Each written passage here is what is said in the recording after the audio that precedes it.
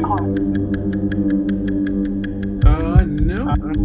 bit my last personal over. I think everybody is in, it seems. So I think we're good to go. Wonderful, thank you. Well, with that, it is 6:01 p.m. Welcome all. It's been a little while since we've seen each other, so good to see your faces here on Zoom.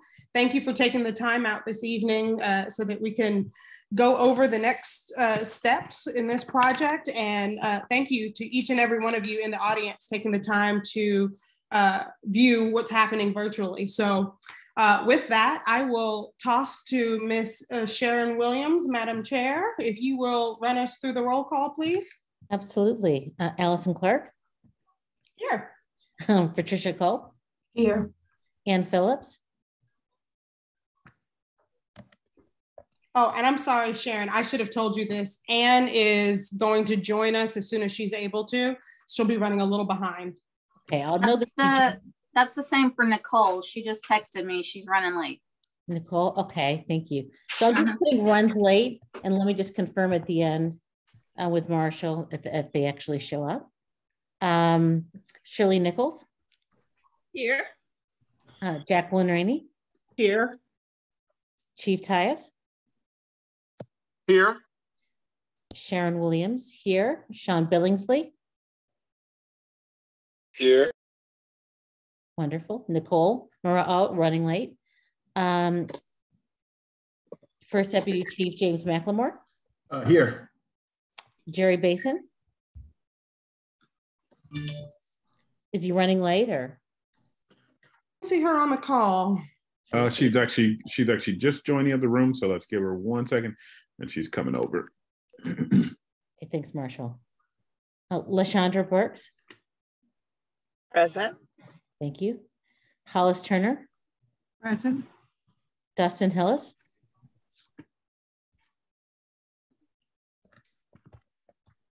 Do we know if he's running late? I've not talked or got a message from him. Okay. Ophelia Lee.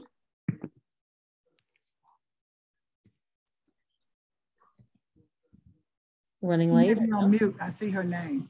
She's here. Okay. Thank you. Amy Taylor. Here. I know she's here. Okay. And Doug. Tori Tucker. I don't see Tori. Okay, thank you. LaShawn Atwaters. I don't see Miss Atwaters either. Okay.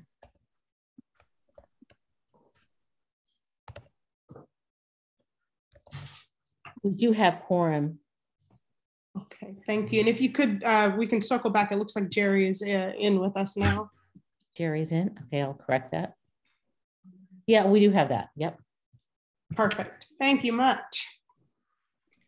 Well, with that, ladies and gentlemen, we can move into adopting our agenda and approving minutes. I will put those out there as a package deal today. Is there any objection to approving minutes or adopting the agenda? Pat Cole offered a motion that we adopt the agenda at this time. Thank you, Pat. Does that apply to the minutes as well? Yes. Madam Chair, second. Who was that? I'm sorry. Shirley Nichols. Shirley, thank you so much. And with no objection, it is so moved. Thank you all very much. That was quick and easy. So we can move forward into tonight's presentation, which will start with the architectural updates. Mr. Tony Kenny, the floor is yours. Thank you all so much. I really appreciate it. And I'm glad there are so many of you on the call tonight, because I think we have a lot of exciting stuff to talk about. I think you guys are getting really good at that. I didn't expect to be on for about 10 or 15 minutes. I'm glad I actually joined at the start of the meeting. So we're going to focus tonight's presentation on just 3 spaces, but they're all revolved around the sense of community and the community involvement with this facility. I think you guys have all been integral to the things you're going to see tonight. So in talking with Marshall and going through the project a little bit more, we really felt that focusing on these 3 items would be important to what we're going to show going forward. The first building is the leadership building. It's the key building and the most prominent building once you enter the property. As you can see, we have a roundabout as you drive in, and that comes down with a boulevard to the front of the property. We're currently in negotiations with potential for having MARTA move up here and having a stop up here for public transportation. That's something we're working on and is a potential. But the leadership building itself has a lot of different functions. If you look at the plan that we're going to go through, as you enter the facility, you have a lot of different spaces. The front of the building, you'll see here in this rendering, simple perspective view that we did. We're using materials that will make it blend into the background. So we have some precast concrete, we have some metal panels that are simulated wood, some soffits that are the same. And the amount of glass that we have in the front is very important, because not only will that be the most inviting thing during the day, but we have a sense that at night, it will really invigorate that space. And because we have developed the plan with a museum quality in mind as you enter in, and we've rendered it, and you'll see it in a little bit as you look at the plan. This first space that you enter into is really the one that we're developing with our experiential graphics group, with people at the City of Atlanta. We're talking about how do we program the main lobby to not be just a space that you enter into and it's kind of cold. We really want it to be a space where it'll talk about the history of not only this facility, the history of the prison farm, the history of everything that's gone on with the area. And we have some concepts at the present that we're developing, but really these 3 spaces in the front of the building, if we move to the plan, you'll see that we've lined the front of the building with 3 primary semi-public spaces. We have the lecture hall, which is the largest space in the entire facility. It's about 2,000, maybe a little bit more than 2,000 square feet. It's multi-purpose. So whether there's a setup for a speaker and they're standing, and the stage is portable. So whether they're standing on the portable staging pieces and they're doing a presentation, and you have chairs in rows, it can be set up that way. The staging can come out of the space. It can be set up with round tables, and seating can go on that way. There's the opportunity for that to be developed even further if you have different types of events. If the police or fire need to use that for training, that can be another space that they can work into. We've talked about the kind of academic building before, and that's really just a utilitarian classroom. Think of it as a classroom building. This building we really think of as more the convention kind of space. So we talked about a little bit of the pre-function hall in the center of the project. Not a huge space, but very tall, with a lot of glass, and we'll have a concrete wall in the center of the facility. And we wanted to do that to harken back a little bit to what the construction is of the prison farm. So we think of that as solid concrete, probably like maybe 12 inches thick of concrete, board form. So it'll look a lot like a lot of the look and feel that the prison farm construction did. We did develop 2 separate entrances for the facility so that you could close the pre-function off completely. So if there's just a lecture series that's going on, say in the evening, and you wanted to lock down the rest of the facility, not turn on all the air conditioning through all the facility, not turn on all the lights, you could just enter through those doors and go right into the lecture hall. And it's the same thing on the other side of the facility. So we have a small vestibule, and we'll enter into the community room. Now, the community room is really something that Marshall talked to me very early on about how this facility would function. And although the community room is not a huge space, it offers a great opportunity to have little events, like if there's a HOA that wants to meet at this facility. And I think, Marshall, maybe you could talk a little bit more to how you presented this to me and how you think of the community room being used. Yeah, thanks, Tony. So as Tony mentioned, this whole leadership building again was 100% designed with the idea that this is that kind of space in which the community can sort of join the facility and sort of make it their own. So with that community room, again, our biggest focus is allowing for there to be space where community gatherings, HOA meetings, MPU meetings, and things can actually take place. There may be something special that, you know, community group from a surrounding neighborhood wants to do. It's a great place to actually meet and have that sort of functionality. And I think as we obviously move through this, one of the areas in which we can essentially bring back for another day for discussion from this group that I definitely would like guidance around is how do we, again, offer up this space? Is it something that, is it, free of charge to an actual, HOA that is, a real, HOA and not just a group of folks getting together? Is there a deposit that is placed on the space? How do we protect it and make sure that it continues to be nice and continues to be, well kept for the community? Do we allow, for there to be, bingo, night there or not? Again, it's something that I'd love to have the guidance of, this particular group and this body to come together, and we can essentially put together some guidelines and some rules for how the actual space is used. Because my biggest thing is making sure that we can, go into it with a beautiful facility, but making sure that it can stay that way. That's great. And I mean, very simple finishes, very simple construction, some minor storage space and things along those lines. Back to how we looked at the main spaces of the facility. In the center of the screen is really what we're calling the pre-function area. And this is basically the gathering spot as well as the history wall. So in this particular rendering, it hasn't been brought to its current stage, but we're currently still working on the design of that wall and how that functions in the area. I look at the store and it maybe looks a little bit more high scale. This is really what we've thought of as kind of, Marshall's really always called it the swag store, and that makes perfect sense.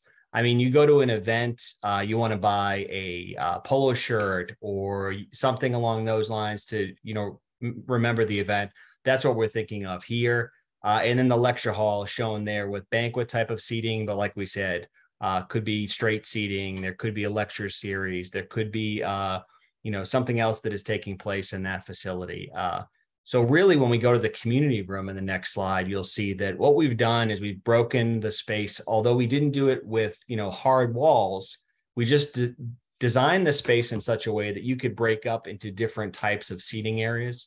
So if there's potentially like a more conference type of table with some seating, or a round table with some seating at the front, it could be that.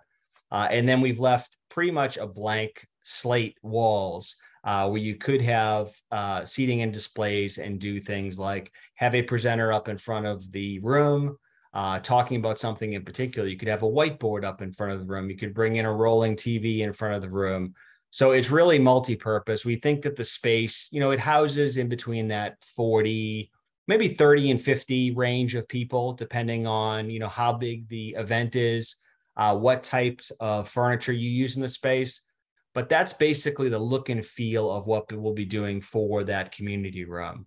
And the next space I think that we're going to be talking about is what we're calling the PT field, which is really the main campus space, this area, which is D, which Monday through Friday, that's a space that recruits can use for training, for getting out there doing exercises, and it can be a place to see the recruits. But we wanted it to be multi-purpose. If it's for graduations, if there is a potential outdoor event that has to take place, we're going to have the opportunity up at the front. We do have a warming kitchen in this facility, and there's easy access in and out. So there could be speakers at the patio of the Leadership Institute. They could be up at that platform, and then there could be open seating, out in front of that. Easily can, house 100 people plus.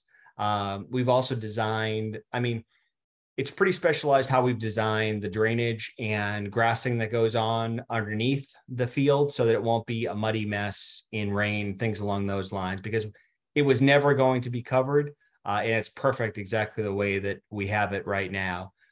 So that'll be really the event space at one end of the facility. The other end of the facility, as you turn around, we're thinking of, and came directly out of, I can't remember when, but one of the meetings that we talked about here not too long ago, we talked about the idea of the pavilion. And Marshall came to us with that idea and said, develop it a little further. But we haven't gone too far to the point where we've wanted to develop it where it's an actual design. So we've just said, okay, let's put it almost as a placeholder for now. It's 4 posts and a roof. So it could be temporary. It could be a temporary classroom for the recruits.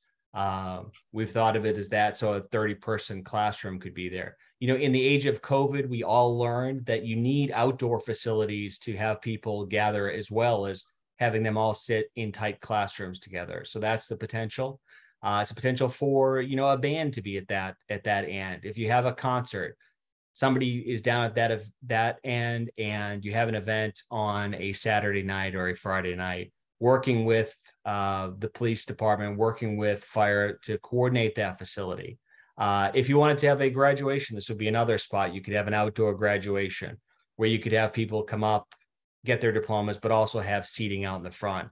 It's similar to how we had it on the other side of the facility in terms of scale. I mean, you're easily upwards of 100 people plus in that space. So we think that it's really geared well towards kind of the functions that we talked about with Marshall of the recruit graduation, as well as the potential to bring in outside, community events such as maybe a school graduation or a small college graduation or things of those lines.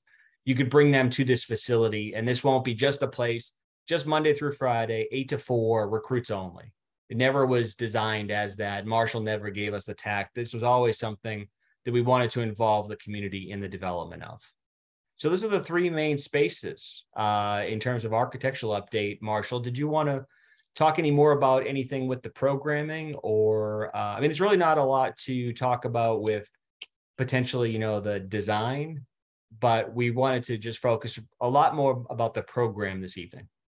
Yeah, I think just a couple comments, and then I'd love to open it up for everybody's thoughts and feedback on it. But again, the thing that I love about it is one of the things that we talked about way earlier was establishing some sort of cadet or academic program with the neighboring schools. And so I think this allows for us, again, as Tony mentioned, to be able to do some sort of, outdoor graduation ceremonies and things like that. And then Bree, if you would flash back for me for 1 second for the interior of the leadership building. When you look at the interior of that leadership building, sort of same thing there. On the right-hand side, there's something, I don't know, you guys probably can't see this that well, but we'll send it out again following the meeting. But there's that recruitment hub, in which that's meant to be a place in which folks can come and find out about different careers that are available within public safety and essentially start their journey there. The other blocks that are right behind that are some multi-purpose programming spaces. And so we've been having internal discussions around youth programming in some of those areas. So again, I think it's a great conversation for us to have once we, again, flesh out what that partnership looks like with McNair and some of the other surrounding schools. We can then talk about what does that programming potentially look like in that space. And again, in the times in which it's not needed for APD or fire rescue, again, it gives us a great avenue to continue to incorporate the grade school students. And then the other thing I'll just point out is that Tony joked about the merchandise store there, but that was one thing that I really beat them up a lot about, because I didn't want it to look and feel like it was a regular old merch stand. I actually wanted it to feel like you walked into a mall or a boutique and it actually felt really good and it fit with the actual space. And so again, it's something that I think is coming along really well from my perspective. And I think, again, once we continue to round out some of the guidelines around how this space is used. Same thing with the outdoor spaces. Once we round that out, I'm going to be looking forward to, as we move into next year, hiring we have in the budget for this a facility director, an assistant director, and 2 program managers that'll be responsible for, again, making sure that guidelines and things that this body have set forth are, again, adhered to within the campus. We'll have to definitely establish, again, some guidelines around that outdoor space. What are the times in which, again, we have events and things out there so that it's not a disruption to the community. So those would be things, again, that I'd definitely be looking for everyone's guidance on. And then those two program managers will be able to help to do some really cool things, like a regular, maybe it's, again, a music series or something. Maybe it's a regular, again, lecture series or a leadership series within the lecture hall and the auditorium that are open to the community. So again, lots of exciting things there that I think are coming together well based on a lot of the thoughts and feedback that we have heard from you guys. So again, with that, I'll shut up and then kind of turn it back to Madam Chair to take us through some discussion. I have a quick comment too that I wanted to make before we wrapped up. If you go to the next slide, Bree, the community room, I would just like to say really quickly that, you know, the design we worked on a lot hand in hand with our landscape architect, and they actually worked hard on the renderings of these, not only just the outside, but the inside as well. And I'd be remiss if I didn't thank them for all of their work on the project, on these renderings. They did a great job. Well, thank you very much for that, Tony, and thank you, Marshall, for all of your input and everything that you provided here today. It's quite a lot to take a look at. I see that Sharon Williams has her hand up, and we'd like to go ahead and open the floor up to questions. So I see, following Sharon, I've got Amy's hand up, so I will give the floor to Sharon first, then Amy, and if anyone else has any questions, please raise your hand. Sure, thanks, Madam Chair. So what I couldn't really tell by the renderings is where are you putting like charging stations, technology? How is it going to be wired for not just rolling televisions, but usually they pull in or pop out of the wall. All the built-in kind of tech, 5G, scalable for the next G when that comes along. Could you talk about the technology? I can. So the great thing that we have in the involvement of this project is we do have a great firm in Atlanta that does our full AV and security together. And they have developed a wonderful program for us. As part of that development through the City of Atlanta's contacts, we've also met with Microsoft. We visited their headquarters. We looked at what the newest technology is and how we can integrate that into our facility. Obviously, everything is coming down to budget these days, but we know that we don't simply want to have a plug on the wall that you have to incorporate things on. So we are fully wired in these facilities. And in turn, when you said charging originally, and it came to mind, I always want to make sure that we also mention that we are really focusing on the LEED aspect of this project and accrediting the building for LEED. And when you said charging, I was thinking EV charging, because that's an integral part of the facility that I didn't mention on the exterior, but something that we'll offer not only for the current occupants, but also for future occupants. We are planning for that. So I think the overall AV package, just so you know and can be sure, hundreds of pages of documents the AV company has developed, and we've thought of that throughout all of our buildings as, whether it's the kind of 22nd century technology for the leadership building, or whether it's down to the bare bones in the kennel. It's really been thought about holistically in the entire complex. Thanks for your question, Sharon. Thank you. Thank you for that, Sharon. Amy, the floor is yours. Thank you, Madam Chair. I actually have a couple of questions. And I think I mentioned this when we talked about the outside pavilion previously. Have we given some more thought to the parking? Because if you're talking about cadets and or high school graduations times 4 to 6 family members, you're talking about a lot of people, and those people are going to end up parking in our neighborhoods, as they already do. So I just wanted to revisit that question. Also, I'm a little confused about the idea of a merchandise room. Are we talking about APD merchandise or just event merchandise or both? Right away, when I saw that space, I thought that might be a good use for maybe community art or something different than a money market. Just my comment on that. Which one do you want to talk into first, Marshall? Let's go one by one. Tony, you take parking, and then we'll go from there. Sure. So, we've done whatever we can, Amy, to have as many spaces as we can up in this area. We've incorporated, I think we're upwards of 350 parking spaces in these two lots with, very easy access. The other thing that we have to remember is there's about a half-mile drive up to the facility. I think if it's that long, I think it was 2,100 feet, but don't quote me on that one. I would have to pull a tape on it. But this is a significant drive to get into this facility. And Marshall probably would talk a little bit more about the security, but I would feel that the back, which is simply the entrance to the stables, will be locked in the evening. So nobody would be able to come in from the north on Key Road. They would only be able to come in from Constitution. They would have to come up the drive. Obviously there can be supplemental parking along the drive coming in, but I certainly think based on the size of these facilities and events that 350 spaces up in that area will do for an event.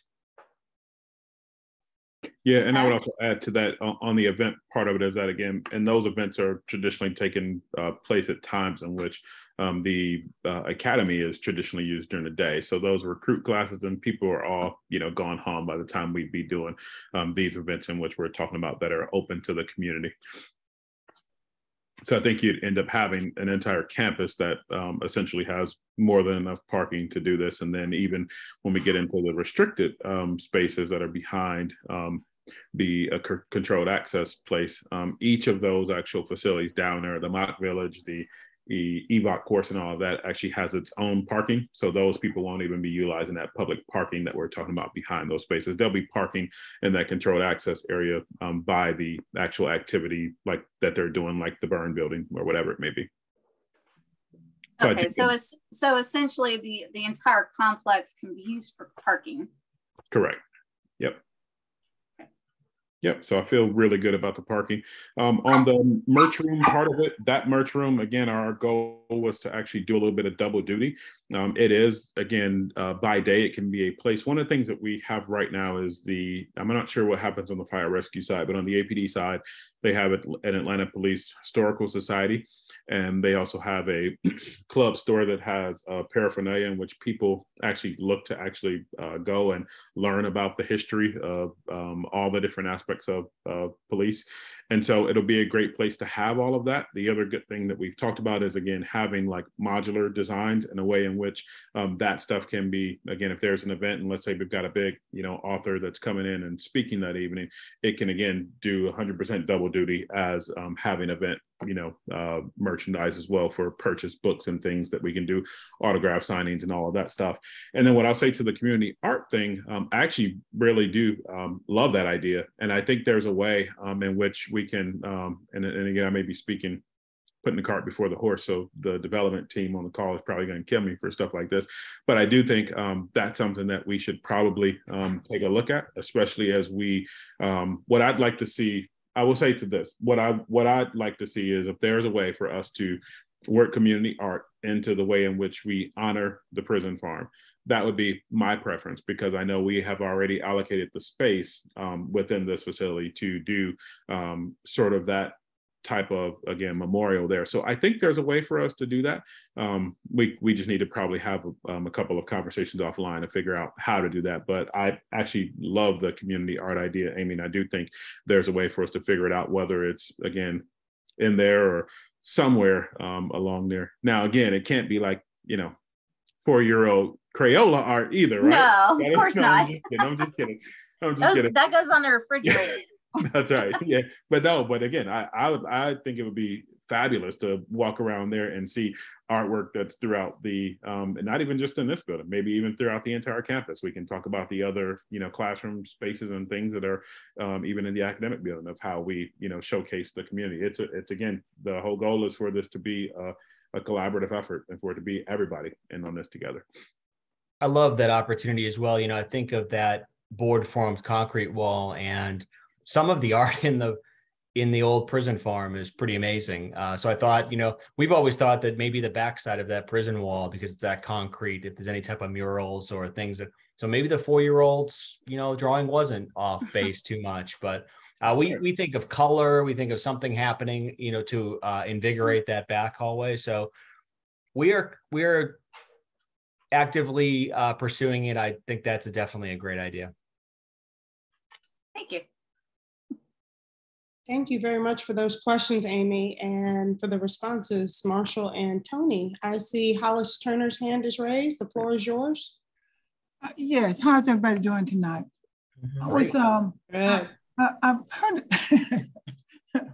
I was thinking about it when they were first talking about going into the Institute and talking about the area and the prison farm and that, and maybe this might not be the right time to do it, but I'm going to ask for some directions on where to go, because I'm having a little trouble understand why we're honoring the prison farm.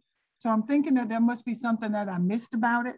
I mean, acknowledgement is not the same as honoring. And can you tell me where to go to find out why we would be honoring it? Can someone give me some? Yeah, so where to go for that? So Hollis, that one I can tell you that one is a little bit of a challenge. I'll preface this by saying I don't have a good answer, because I think there is a certain, again, segment of the community that feels really strongly about memorializing and honoring everything that has happened at the site. I think if I'm interpreting this correct, it is a manner in which you recognize some of the injustices and things that may have happened, I guess, over time at this particular location, if I interpret it correctly. So again, I say all of that to say that I think there's a difference of opinion about it across the board. I do think that as we move into, again, a little bit closer into, as they continue to do all of the designs and we get to a point, we will need to have back in this group a concerted discussion around what does that look like. And again, I'm 100% fine with it being the overwhelming majority of this group. And so if this ends up becoming a point of contention and we need to take it to vote for this group to actually say, hey, what are we doing here? Are we saying yes or no? And we all rest on the fact that we've made the decision collectively, then I'd be 100% fine living with whatever we decide. And so again, I just want to be respectful of everybody's thoughts, feelings, and opinions. And so again, is there a way for us to do both? And I don't know. I really don't know. But again, I'm happy to, again, to let you guys provide the direction on it. I would like to see a little bit more discussion on that. And that's why I'm saying if anybody has a website or someplace that I could go and take a look at what needs to be honored. And like I said, there's a difference in my mind to honoring and acknowledging. And I just sort of like to know, not sort of, I would definitely like to know what they're honoring. I'd like to know what is going to be honored. And again, acknowledgement and recognition is not the same as honoring. And I'd like there to be some discussion, or at least give me some reason that we're honoring that. Yeah. I think acknowledgement is a much better term to say. Definitely. How we've really thought about it and the way we started to design it is really to forcefully talk about the history and what really happened, as well as talk about what the future of this facility will be. So not only talking about the history of the site in the past and what has happened, but also talking about how everything with the public safety training facility is working to develop a future that is considerably different than it has been in the past. That it's bringing together a community aspect with a public safety aspect, where that really wasn't something that happened before. So I think your terminology of acknowledgement much more appropriate for this. Okay, because I'm all for moving forward, and we need to acknowledge the past. And I'm not trying to do CRT or anything like that, but I think we do need to be realistic. And if there is a tremendous difference in acknowledgement and honoring, and I would like to know where this group is going to fall in on that. Going forward, I think that's a wonderful idea. What I'm hearing you say, I think I'm all aboard for that. Honoring gives me a little heartburn. And I don't think anybody has any problem finding out why, but at any rate, that answers the question for right now. I think that's a great term. And I think that we'll go forward with that thinking. And I think in the future weeks, it'll be important to see how we're developing that kind of, we'll just call it memorial museum space and what that will become. We have thrown around some ideas. Marshall's thought of a little more ideas. Will involve the city of Atlanta and their cultural arts department in as well, and involve you guys. So we'll have you integral to any of the decisions we're making about that space. Okay. Thank you. Thank you for that question and the feedback. And I would like to just say that if we can, ahead of a meeting at which we're due to discuss that, make sure that all the materials are out to the committee in enough time so that there's adequate time for review. So it's not something you learn during the meeting and then are responding, but you have an opportunity to review ahead of time and we can come forward with an appropriate discussion. With that, I'm sorry, one more thing. If we get this information early, will you give us guidelines on whether or not we can share those with our community groups or share that information or have discussions about it, or give us guidelines on whether or not this is for us to discuss on our own? Absolutely. Okay. All right. And Madam Chair, I can probably pull together. There has been a couple of, I guess, reports and things that have been out around some of this. So I can maybe try to compile as many resources as I possibly can, and then share that out with the committee for everybody to digest and take a read through.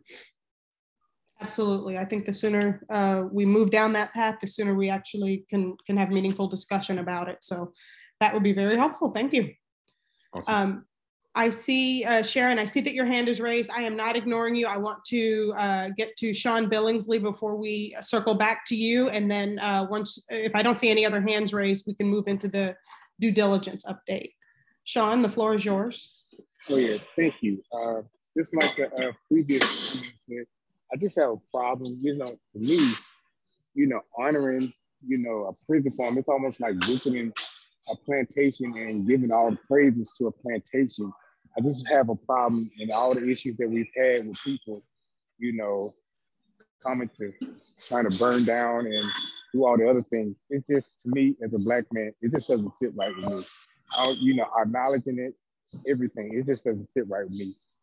Honoring, acknowledging a prison, all the injustices we've had in this country with prison and Black men. It just doesn't sit right with me at all. And that's one of the problems we're going to have any type of acknowledgement in this thing. That's all I wanted to say. Thank you for that, Sean. I appreciate it. Sharon, the floor is yours. Sure. Just really briefly, we started talking about this with merchandising and even community art, or if we put in coffee shops or restaurants, the importance of kind of long-term sustainability. That should be part of our kind of guidance. And it just kind of is a reminder to all the advisory team members to think about ways that we could, either through fees and merch, et cetera, to bring in revenue over time. Thank you. I appreciate that, Sharon. I don't see any additional hands raised, so can we move forward into our due diligence update, Mr. Kenny? Sure. We just wanted to give a quick update. I know we talked about it a few months. It's been quite a while since we talked about the noise study that we were performing on the facility. When we started it and we talked about studying any potential noise from the firing range. We quickly thought about that, and we also wanted to include the EVOC course as a part of that. We're lucky because Gwinnett County has an existing EVOC course that they use. They use it for the different exercises that will also be used at this facility. So we were able to work with an acoustical engineer out of Florida. They came up, they did some testing at multiple points. The police training facility there ran us through their different exercises. We actually got to be in the car when they did a couple of their exercises, which was good. Well, not driving, but just with a trainer, which was even better. It worked out great. We had a great time. We got great results is the most important thing. So we are learning. They're finalizing their report now. So we have that for the EVOC course. We understand they will not only be giving us results, but they'll be giving us recommendations on any sound mitigation that we need to do for the facility. And that's really the most important thing. That's really why we did it. So the range is still one that we'll be pursuing. That is one that is developing, and it will be the other portion of the acoustical engineers study, will be the importance of providing us with recommendations regarding the firing range. That's really all for the acoustic study. I just want to give a quick update as to where we were and an understanding of where we are going forward. Thank you very much for that. Are there any questions from the committee?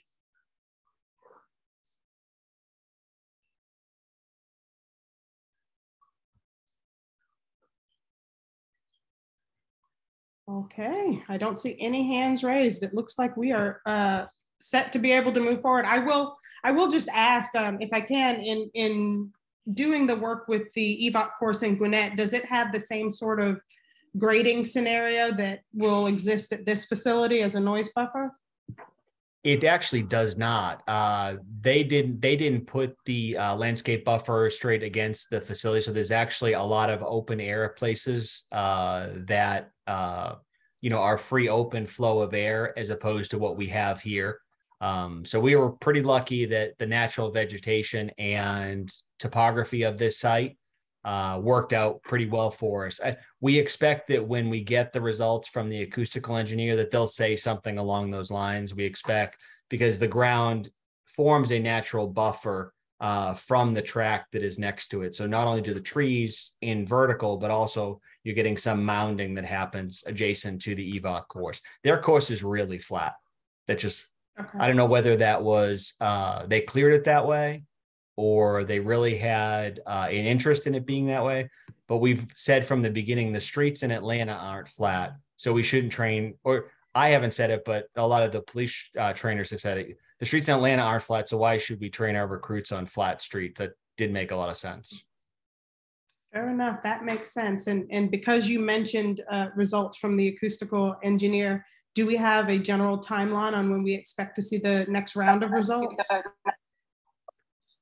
We do not. We had hoped to have results earlier.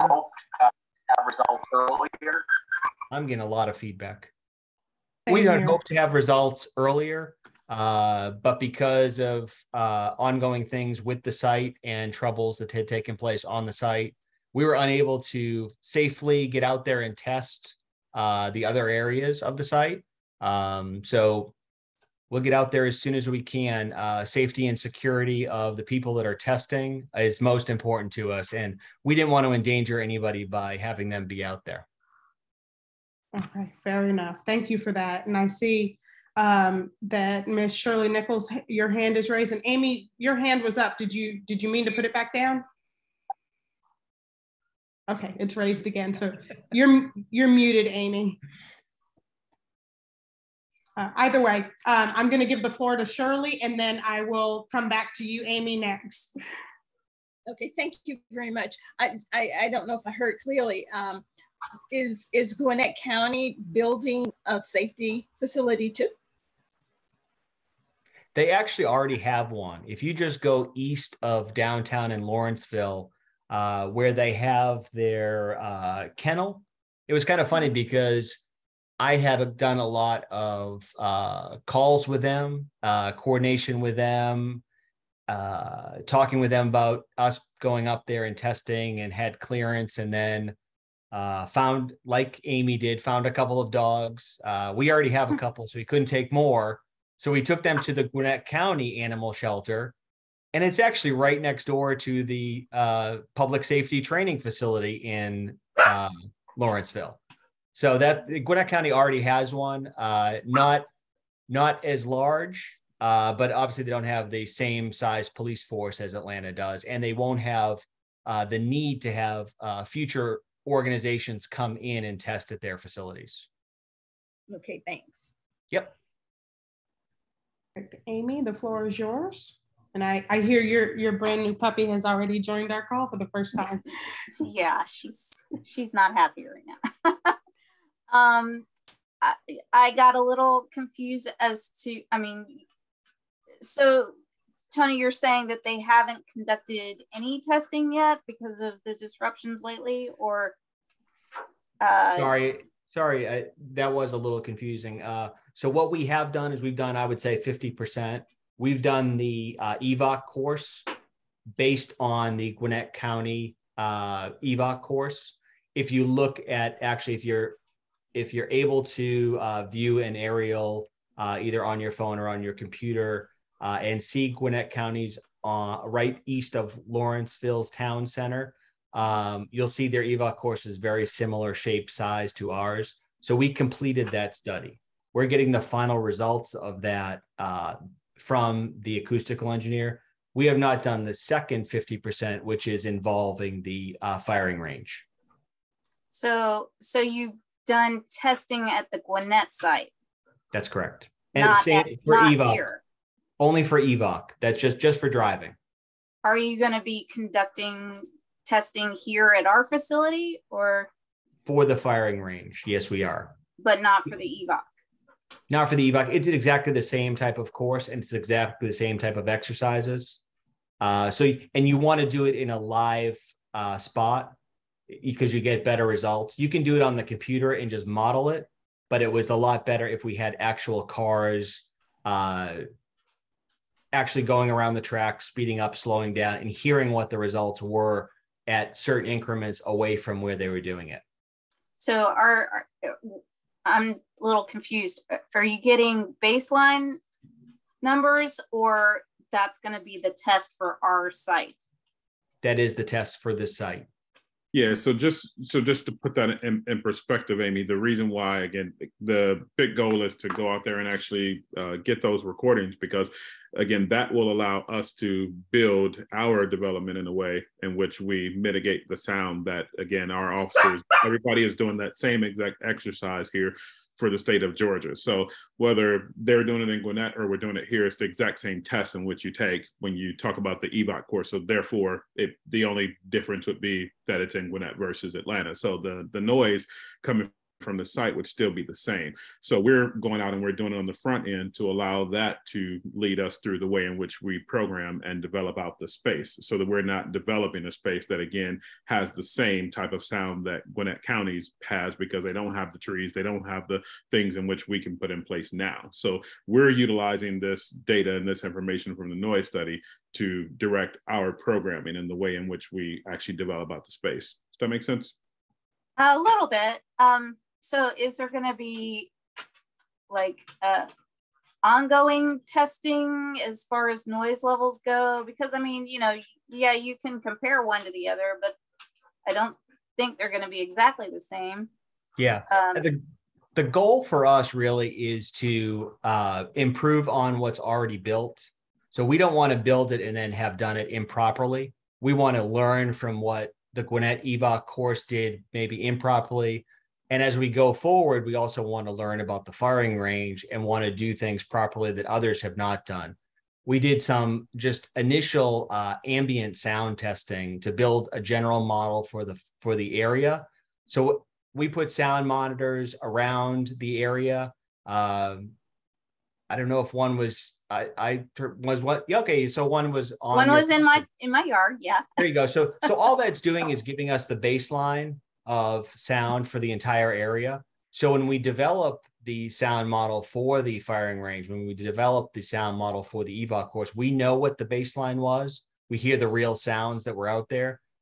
I think a lot of us think our backyards are quiet, but then when you put the sound meter out and it shows you the readings at certain spikes in the day or whatever, you realize, oh, there is a little ambient sound that's there. So I said 50%, I'd probably say 55% that we've done.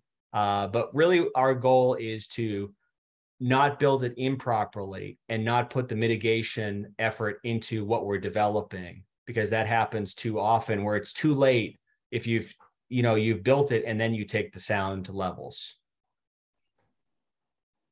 Yeah, I mean, that makes sense. So you're getting their baseline and are just going to improve upon it for our facility. That's right. Long story short.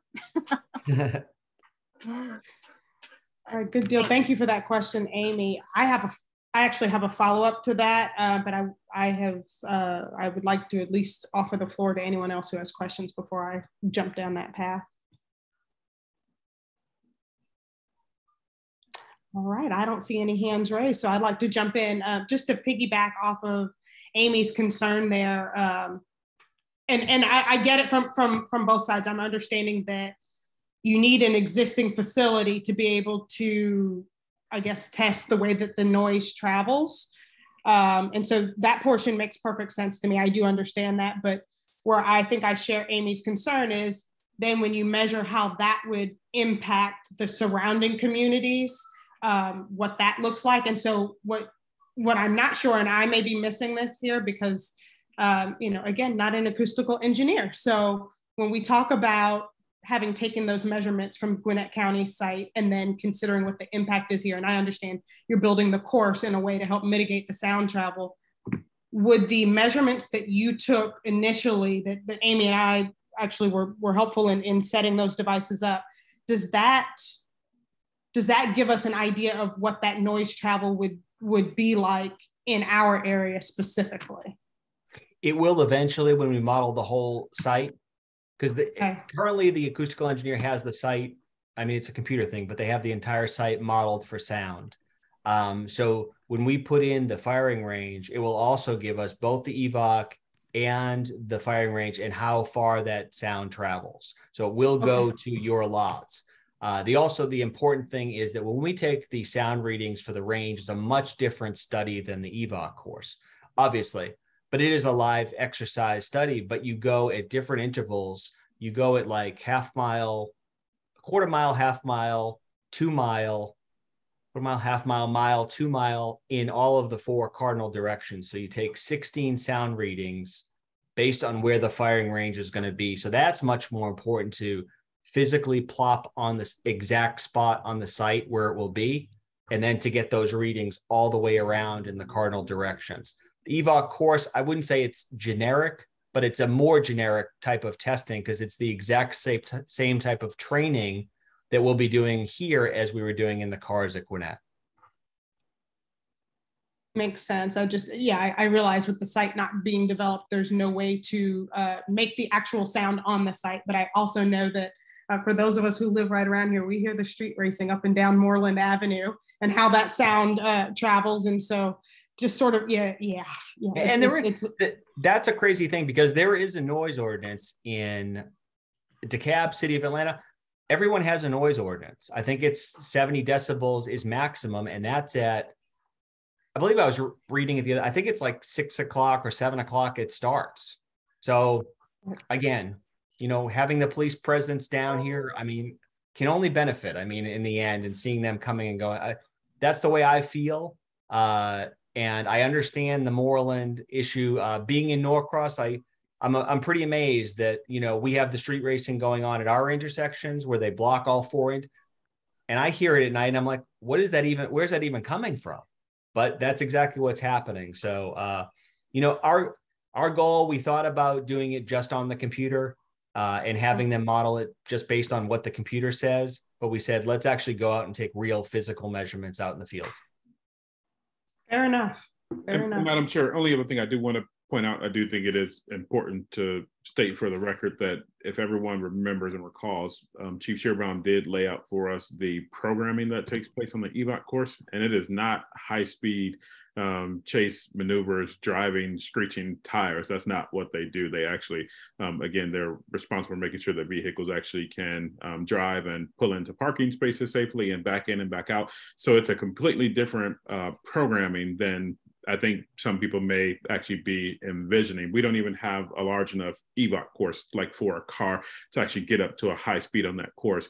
It's a cone course, if you will, that you're driving and maneuvering around. So if you think about it, no different than a regular vehicle driving on the street and doing that. The programming is just different, I think, than sometimes we're thinking about a track for a vehicle, if that makes sense. Yeah, it may look like a racetrack, but it's not like a Daytona Speedway. It's nothing that dramatic. I mean, 55, 60 miles an hour is what they're topping out at. Good deal. Thank you for that clarification. Nicole, I see that your hand is raised. The floor is yours.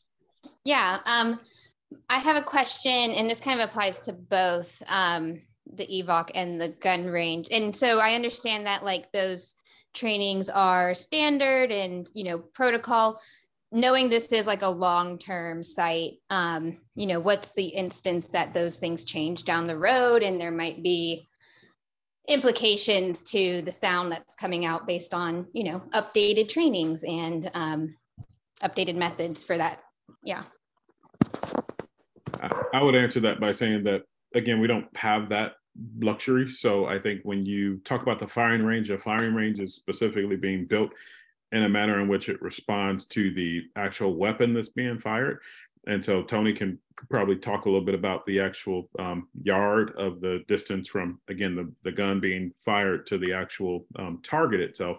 But again, if you were to move to any other type of weapon, for example, there are folks that are within APD that they are trained in marksmanship, and they are trained on and certified on long range weapons. However, we're not building a long range course there, so you can't certify there on the course. This is only for recruits going through recruit class for handguns. It's a short distance of a course. So in the future, we don't have the ability to do that. And then second, I'd say the same response to the EVOC course. Again, you guys can see the way in which we have built it. We don't have, we can't make a longer track, and we're not in the business of doing that. And so our biggest thing is to pass recruits that are taking post-certification and courses to get them through the academy based on what Georgia Post specs and sort of, and so kind of is what it is. Thank you for that question and the response. Ms. Jacqueline Rainey, the floor is yours. I have a question about the firing range. I don't know what you call it, the backstop for the bullets. What kind of protection will you have there so that bullets won't go through something and hit something else or something that's not meant to? So it's how it's currently designed. It's not an open range. It's a semi-enclosed range. So it's actually 4 walls of concrete. Oh, okay. To a certain height. And it also has ceiling baffles on it going down the range at a certain angle. So bullets can't escape the range. I think when we were initially, actually, a lot of us saw the baffles, we all thought, oh, it's an easy sound mitigation technique. And it works a little bit like that, but it's actually for more security. You never want a bullet leaving the range. So right. It's not the open berm kind of range that you may have saw in the past. This is actually a closed by precast concrete walls. Okay. So the back concrete wall is pretty thick. It is, but there's actually a bullet catch before you hit the concrete wall. I think Marshall can probably talk a little bit to more the bullet. I saw a bullet catch at the firing range at Gwinnett, but there were active police officers, so I did not go to that end of the line. But there's 2 types, aren't there, Marshall? There's like a rubber one and a metal version of the catch. Tony, that is above my pay grade. Chief Tyus is on the call. Chief Tyus, do you know anything about that? For it. Yeah, you're absolutely right. I think what they're going to use it would be the rubber back catch, and what that does is really catches the bullet or significantly slows it down before it hits that wall. So there is absolutely no chance of that bullet escaping those walls, and more importantly, it's not going to ricochet around and be a danger to the officers or the recruit there. And just the other part, kind of going back to the EVOC course, those are state mandated courses. And I can tell you that EVOC course probably hasn't changed in the last 10 years. just because it's state mandated what they have to go through. Top speed is about 50 miles per hour as they go through that EVOC course. And the object is really not to squeal the tires. It's almost a precision course is what it is. So you won't hear a lot of like the street racing you're hearing the tires squalling out there as it relates to the EVOC site. Perfect. Thank you all for those contributions. Are there any additional questions before we move on to the security update? Okay, I see no hands raised. And with that, Chief Tyus, you are on the hot seat for the security update. All right. Good evening, everyone. And again, we continue our dedicated details of 4 minutes, we call it, out there at our training center. And so just to date, we conducted about 19 details since May 31st, and we are still seeing acts of criminal trespass and vandalism when we're not occupying that space, i.e. concrete being poured in tires. They're placing spikes in the ground and actually putting feces in buckets on top of our gates. In addition to that, any contractor go out there being actively harassed. Hey, I'm sorry, guys, but Chief Tyus, on my end, you're breaking up a bit. Can you turn your camera off and then just keep your audio? I just want everybody to be able to hear you well. Okay, I apologize. Can you hear me better now, Marshall? Much better. Yes, okay. Sir. And so I just said we continue our detail. Since May 31st, we've had about 19 details out there. We are still seeing some acts of criminal trespass and vandalism when we're not occupying that space, i.e. they're pouring concrete is being poured in the tires out there. They're actually placing some spikes in the ground, and they even went so far as to put feces in buckets, placing them on top of our gates. Even when we have contractors out there, they're harassing the contractors, whether they were working on the property for us or not. So what we've done as a police department is we're escorting anyone out there, whether they're working on property or whether it's Georgia Power coming out there to work on their equipment, or it's the county coming to maintain that property. And while these acts are discouraging in nature, they don't delay our progress in any way whatsoever. We collect any items that are left behind, i.e. tree houses for investigative purposes and intelligence gathering. And so what I'll share with you is that we've arrested probably over 30 individuals. And what we continue to see when we make these arrests is that a lot of these individuals are not from the city of Atlanta or DeKalb County. I mean, they're just simply agitators whose sole purpose is just spread propaganda. We've made arrests as far away as Seattle, Washington, and Maine. And these individuals have no ties whatsoever to Atlanta, and they don't have a vested interest in that training center. Just a couple of days ago, over at 760 Ralph McGill, which is a Brasfield and Gorey property, somebody went over and spray painted Stop Cop City on the building, and they also poured liquid in their gas tanks. And what that tells us is that they're not coming to our property anymore because we have a robust maintenance plan when we go out there. And so they're just simply trying to anyone associated with building that project. Again, it won't delay us. We're pushing out. We're maintaining that property, but we're also with DeKalb County to make sure the neighboring neighborhoods are not affected by these people out there in any way. We welcome any intel you send us, any information you give us, we act upon it. Any information that you need from us, send me an email. I'll be more than happy to share with you when we are coming on that property, if it's going to be a heavy lift. And I will push those dates out so that you'll be aware of it if we at any time have to close streets. I'll take any questions you all. Thank you very much, Chief Tyus. If there are questions, please raise your hand so you can take the floor.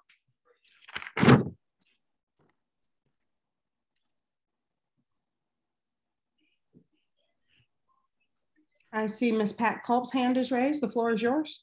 Yeah, I just wanted to ask, what's the turnaround time for removing the group from the facility? I know this can't continue to go on. So is there a plan or a certain, within that plan, a certain time that you're going to just go in and just move completely from the property? So what happens with that, ma'am, is most of the time they flee the property when we get there. Mm-hmm. And unfortunately, if they're not actively on that property, we cannot arrest them. But we do go out there, and that's part of our maintenance plan. We do a complete sweep through that property. And if there are trespassers out there on the property, we do arrest those individuals. We now have a great working relationship with the DeKalb County courts. We let them know they are part of that Defend the Forest groups. And most of the time, they will not give them a signature bond, which was happening in the beginning. So we locked them, and they will be back out that night. So now they're requiring that those individuals post a cash bond.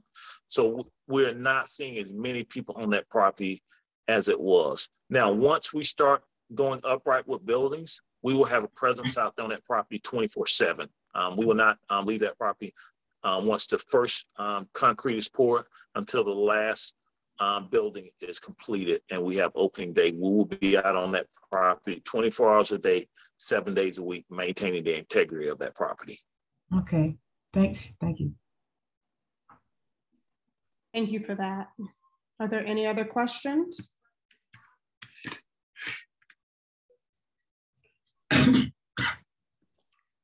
Since I don't see any hands raised, I do have a quick question that I would like to ask. Back, and I can't remember the date, it was when Georgia Power was out at the site and it was being secured during that time. If I remember correctly, there were a couple of tire fires during that time. Is that correct? That is correct, ma'am. And so what was happening was when we're not on the property, they will go out on that property and they will pour flammable liquids in those tires out there. And whenever they see a police present, they will simply run out there and light a couple of those tires. It is simply a distraction and it's simply a nuisance to slow us down. There is a plan in place to rid that property of all those tires out there. And so we are working on a plan now to just get rid of all the tires on the property. It is labor intensive, but we intend to complete that here in the near future. Okay, thank you for that. Are there any additional questions before we open the floor for general discussion? All right, ladies and gents, with that, we can move forward into general discussion. And thank you, Chief Tice, for that presentation. If anybody has anything that they would like to bring up here in general discussion, please raise your hand so we can take the floor. Amy Taylor. I just wanted to find out, first of all, I hadn't heard anything about the side groups or panels we were talking about forming. I know I had volunteered for the green space group and didn't know where we were on that. Also, I wanted to find out if we knew anything about the empty seat that Lily was in. I don't know that we've moved forward on that or not as far as filling that seat, and wanted to know if Allison, you knew anything about it. Sure. So I will jump in and address two of the or both of those items really quickly. So with respect to filling Lily's seat, that's not something that this committee would do. That's something that would happen through Atlanta City Council. And so we don't have a dog in that fight. We don't have the ability to move that forward one way or another. And so that's something that will need to be pursued through the city of Atlanta. And if I understand correctly, I think that is underway, but again, I haven't been involved in the process to know, but I'll do a little digging. Marshall, I don't know if you happen to have any insight as to what's been happening through the city.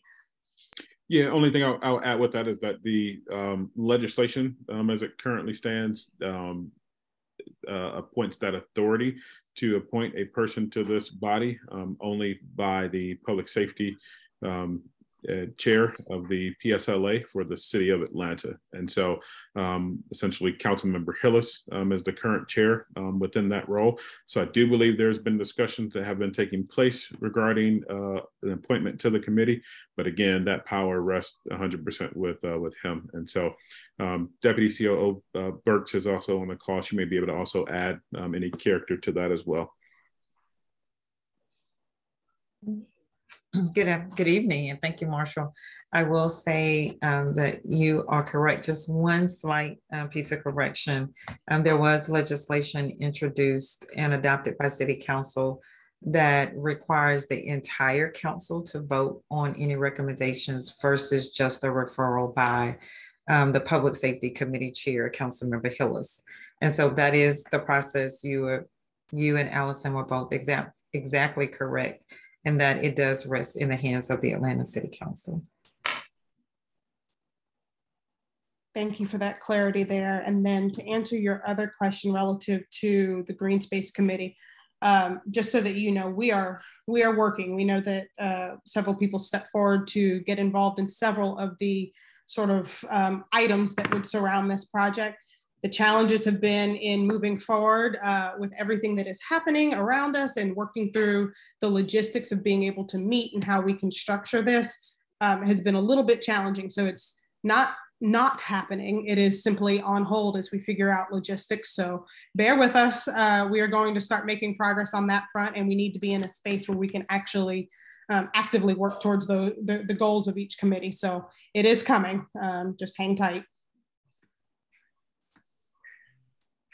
You and my dog thanks you. And I see two more raised hands. Nicole Murata, I believe your hand may have been up first, and then we'll go to Mr. Tony Kenny. Yeah, and you might not have this, but I was curious if there was the date from the South River. I know they were having some public meetings and they like pushed back the August one for September. And I was curious if we knew that date and information. Is that the South River Forest that you're referring to? Or whichever coalition is doing the project with the Atlanta Regional Commission. They're doing some, they got a grant to do community engagement around like the vision of the green spaces we're talking about. Yes. That's the same thing. It's the South River. Yeah. I don't think they just pushed the date. The next, there's a meeting tomorrow. It's going to be over Moreland Avenue at a corporation. But the one for September has been moved to September 13th because it's going to be over at South Atlanta High School. And that was the date that the school gave us. Okay, perfect. Thank you. And just to add a little bit of clarity, tomorrow's meeting is for the steering committee members, and the meeting on the 13th is the public input meeting. Thank you. All right, Mr. Canny, the floor is yours. Just really quickly, since Amy was bringing up committees, I wanted to put it into Marshall's ear again that I'm on for the education committee, because I know that was the other one we talked about. So Tony, everybody is on the committee except you. Don't worry. Get me on the committee, because kids are close to my heart. So and I want to certainly get them involved on this project. It's such an exciting project. So I know Marshall gets sick of hearing it from me, but I poke him all the time, Amy, about the education committee. I definitely don't want to be on the green space committee if you know my house, because I would kill anything that's out there. So I'll stick with the kids. Well, fair enough. You know your space. Well, thank you for that. A very smart man said, "Stay in your lane," and that's what I'm doing. Fair enough. Well, thank you very much for that. And just to sort of kind of piggyback on a little bit of what's been said here, and I know early on in the conversation when we started talking about the programming for the site and the fact that we will get into discussions about how the community space would be used, et cetera. To that end, I think that we need to kind of start wrapping our head around what the timing looks like, that we can start having those discussions, because we really need to center these committees and that activity to coincide with that as well. And so those are some conversations I guess we need to start having offline and really set a true timeline behind the scenes in terms of what's happening here. Madam Chair, one of the things that may be helpful, because again, I think tonight, again, the meeting was great, and I think we got a lot of good action steps for sort of some areas in which we definitely need to develop, flush out, and kind of move the needle. So when we first started, if you guys remember our very first meeting, I had put together a sort of like timeline of priorities, and it said like, hey, we would focus on these things for this meeting, this things for this meeting. And then, so maybe I can start to work through maybe some sort of like rough of like, when we think about, you know, we're sitting here in August through the rest of this year and the top of next year, maybe we can start to put some timelines against some of these things that we're looking to sort of bring together. So at least we all have a good general sense of how we're bringing it together. And it's just a little bit of a, you know, it's a, you know, cart before the horse conversation. And some of these, because I need the development team and the development projects to sort of come along in some of these areas in order for us to do, you know, some of the work in which we've got to do. But I think I'm at a good space to probably put together a rough. So maybe I can put that together and then we can share it at the next meeting for everybody's thoughts and feedback and input as we continue to move forward. I think that would be really helpful. I think the space we're in right now, you know, because we are somewhat in the dark in terms of the flow of some of this stuff, it's helpful if we could have something like that to give us that guidance, and that way we can advance our causes. Well, ladies and gents, looks like we have reached the end of our meeting, but I want to leave the floor open if there are any additional questions before we run off. And I see Amy's hand is raised again. Amy, go for it. Hi, sorry. No worries. Just wanted to kind of touch on the email we got from Commissioner Terry about further inspections or follow-up inspections, and I wasn't 100% clear on what that was all about, but it was my understanding we were going to discuss it here.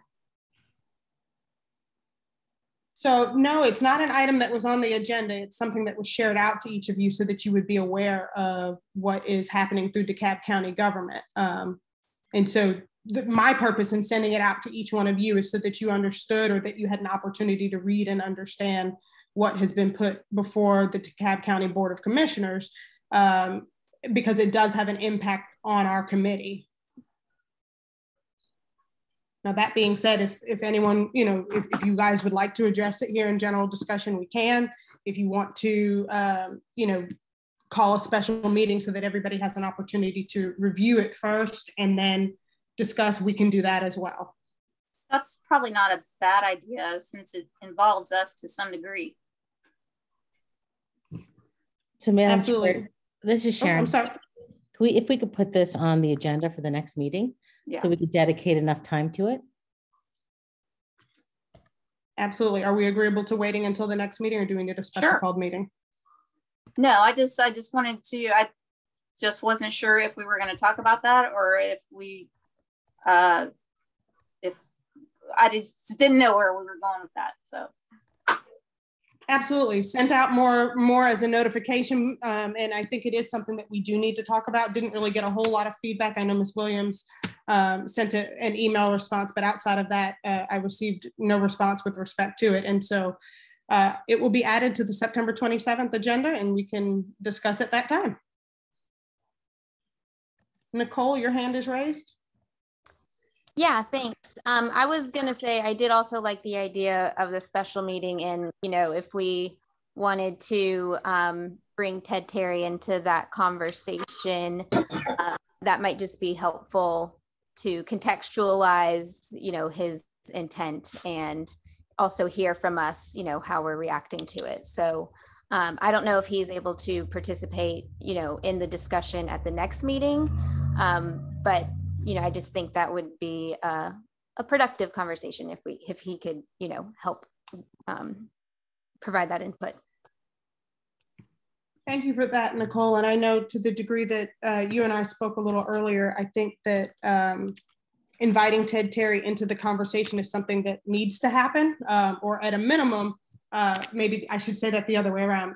Ted Terry inviting the stakeholder group into the conversation is really something that needs to happen, because it does involve us. And as I understand it, I know as chair, I have not been approached, and I don't think, the committee has been approached with respect to something that does in fact involve all of us. And at the end of the day, even before this goes before, Board of Commissioners, City Council, et cetera, to the degree that there's in there an ask of us, there should be conversation with this committee. So with that, I will start things moving along for the agenda on the 27th, if everyone is agreeable. But if I understand correctly, Nicole, are you more in line with the special called meeting? Is that what you're asking? I guess, could you clarify whether Ted Terry could participate in the 7th, on the 27th meeting? Of course, that would be an ask of Ted Terry in terms of his willingness to participate. And then of course of this committee and their willingness to have him participate on a call. And if it can't happen in that format, then of course we can figure out a different way to have that conversation. But I think a conversation at some point has to happen. I see Ms. Hollis Turner, your hand is raised.